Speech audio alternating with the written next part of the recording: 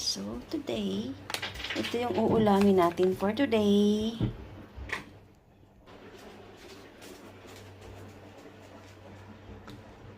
Tcharam!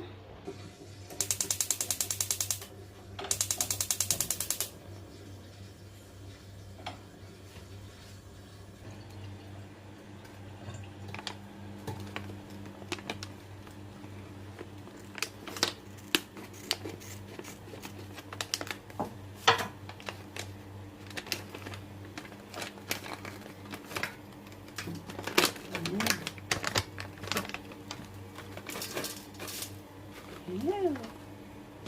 Namiss ko to, guys. Hindi ko siya huhugasan. Mukha naman siyang malinis eh. So, pa-fry lang natin siya. Naglo-laundry ako kasi yung dami namin mga labahan. Konti lang lutuin ko kasi ako lang naman ang kakain.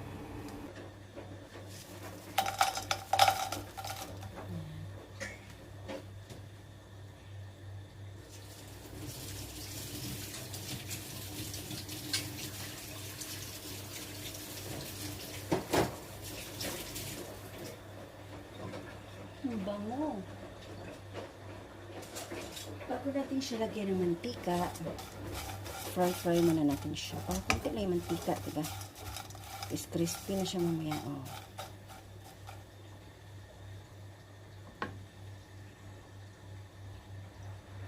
Tapos, i-drizzle mo lang siya. Mag-drizzle ba ng konting mantika para medyo mag-fry siya ba?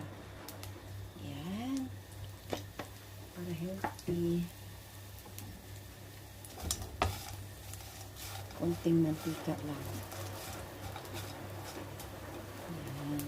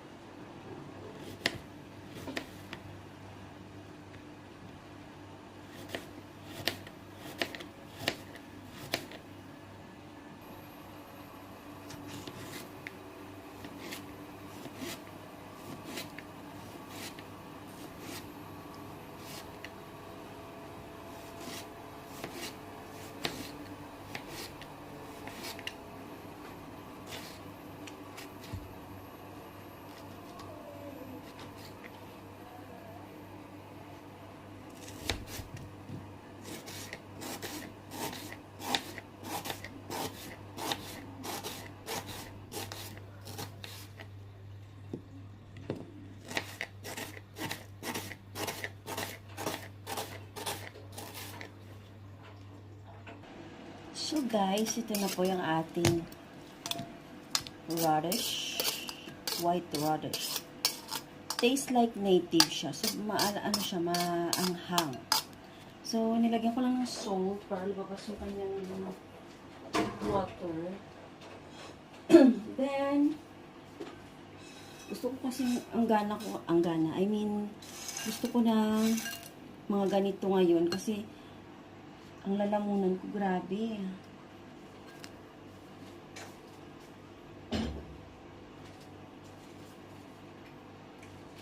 Ngayon, nilagyan natin yung tuyo. And then, sarap. Sibuyas, a lot of sibuyas. Tomatoes. And green sibuyas, onion. Sili. Wow, ayan ang sili, ha. Ay, nagtuloy yung duga ng kamatis. And then, ayan, ginger. Lagyan ng suka na maanghang. Ay, naku, guys. Sensya na kayo, guys. Ang ingay ng anak ko. Naglalaro ng bola. So, this is it, guys. We need to add salt. Ayan, not much.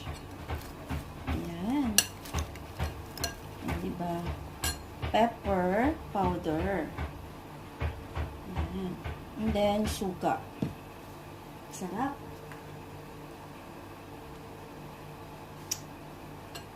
Hanga ng suka natin kasi sinamak to guys eh.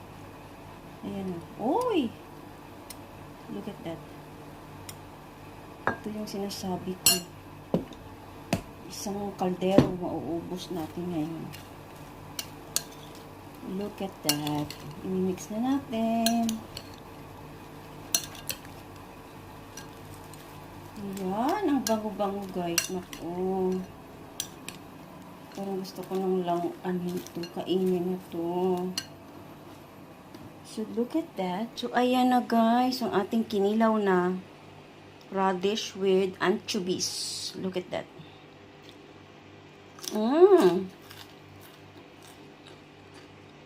Kain na tayo. Ayan, mayroon pa tayong natirang pochero. Okay. Nagalata. Kain na tayo. Okay na to guys. Look at that. Oh my. Pwede na. Kain na.